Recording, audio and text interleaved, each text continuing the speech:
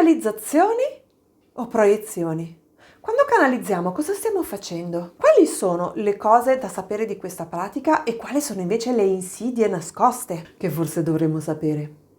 E alla fine del video ti dirò una cosa che puoi fare subito adesso per cominciare a entrare meglio in questa pratica.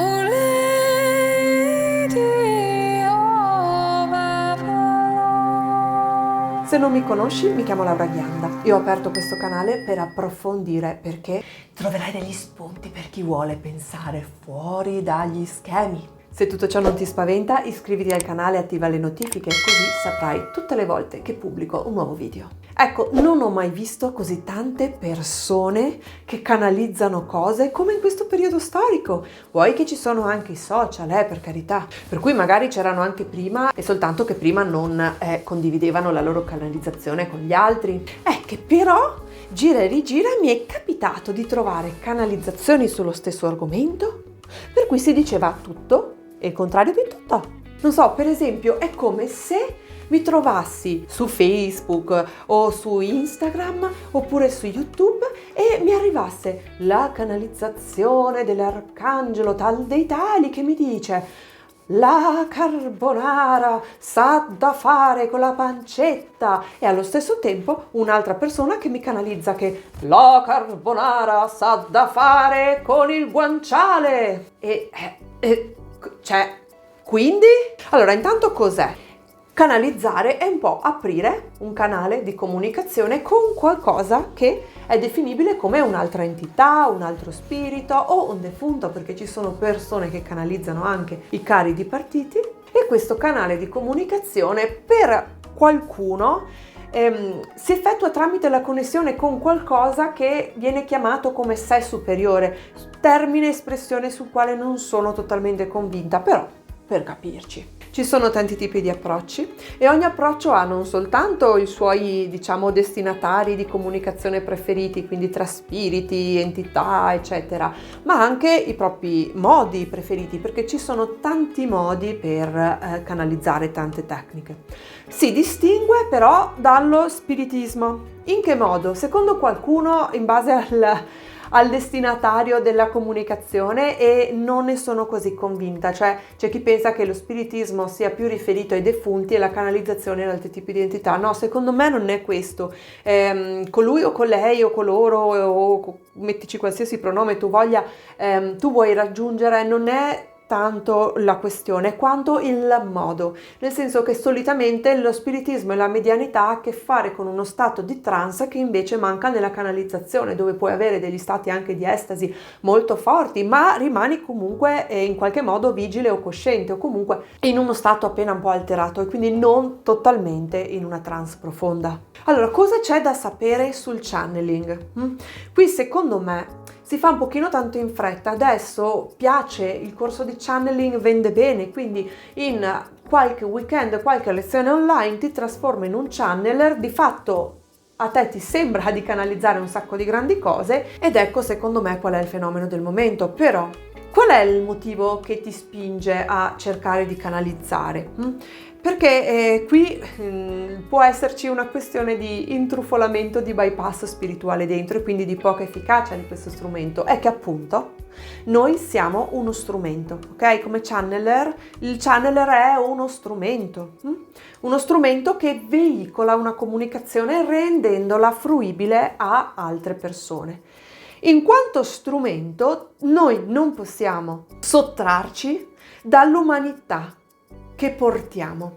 Ecco qua, questo è il primo inghippo. Ci vuole moltissimo lavoro, secondo me, su di sé, sulle proprie ombre, sulle proprie paure, in primis la paura di non essere speciale. Perché? Perché diventa un ostacolo. Attenzione, il titolo è Canalizzazioni e proiezioni. Quello che si dimentica è che noi abbiamo un inconscio, e un inconscio anche bello potente, che riesce a fare cose che non posso raccontarti in questo video, ma io stessa, passando per tutte queste cose qui, ho avuto una lezione che mi è arrivata in faccia come una camionata. Se noi non facciamo questo lavoro su noi stessi e sui noi stessi, quello che rischiamo di canalizzare è semplicemente qualcosa che noi vorremmo far dire a qualcuno che consideriamo più autorevole di noi.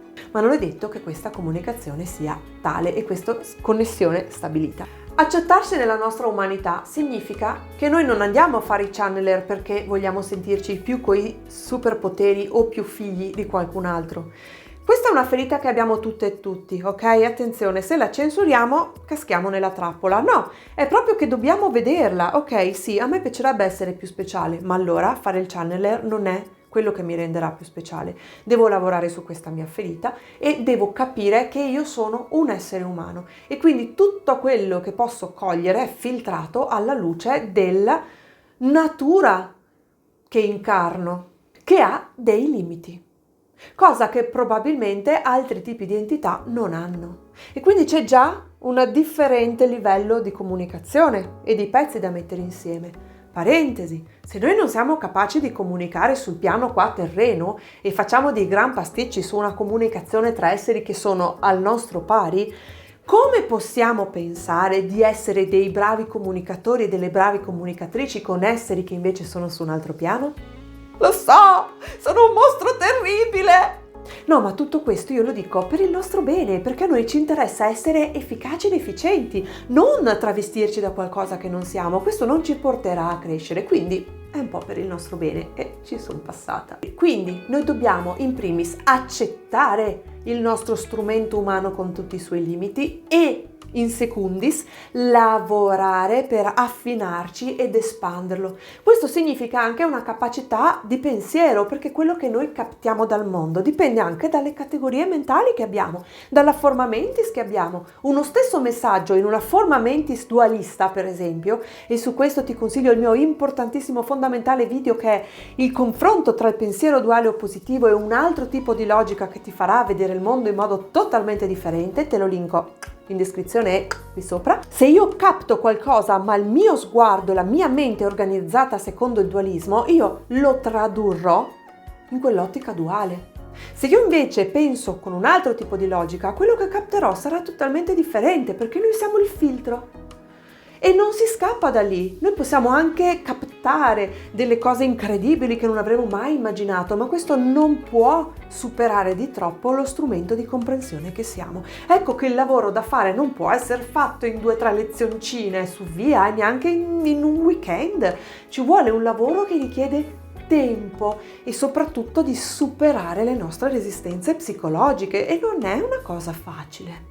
E quindi si tratta di non crederci con i superpoteri, ma semplicemente di sviluppare una dote che sta nella nostra umanità e che nella nostra umanità però trova anche i suoi confini. Quando rifiuto la mia umanità, sto applicando il bypass spirituale. Su questo ho fatto un video recentemente, te lo linko in descrizione e anche qui sopra, per sapere le insidie del bypass spirituale, perché ci evitano di crescere. Quindi fare questo tipo di lavoro significa affrontare una delle peggiori paure che abbiamo e che sono anche fomentate culturalmente, quello di non essere abbastanza, quello di non essere potenti, quello di non essere speciali.